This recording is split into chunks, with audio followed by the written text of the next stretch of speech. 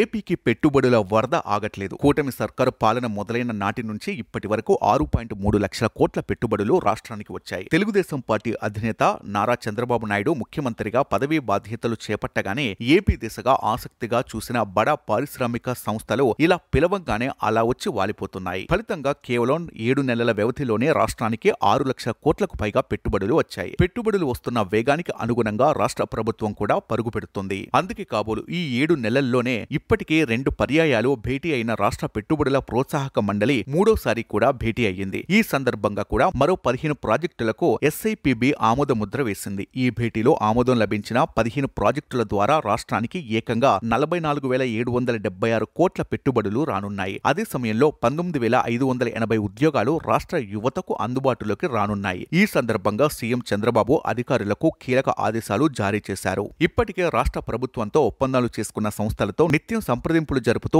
ఆయా సంస్థలకు అవసరమైన మౌలిక సదుపాయాల కల్పనలో వేగంగా చర్యలు చేపట్టాలన్నారు. ఫలితంగా ఆయా కంపెనీల యూనిట్లు రాష్ట్రంలో త్వరితగతిన ల్యాండ్ అయ్యేలా చూడాలని కూడా ఆయన ఆదేశించారు. ఈ విషయంలో కంపెనీల పట్ల పక్షపాతం సహించేది లేదని హెచ్చరించారు. పెట్టుబడుల ఆకర్షణలో ఇదే స్పీడును కొనసాగితే అతి త్వరలోనే రాష్ట్రం ఏ ఒక్కరూ ఊహించనంత మేర వృద్ధి సాధిస్తుందని ఆయన చెప్పారు.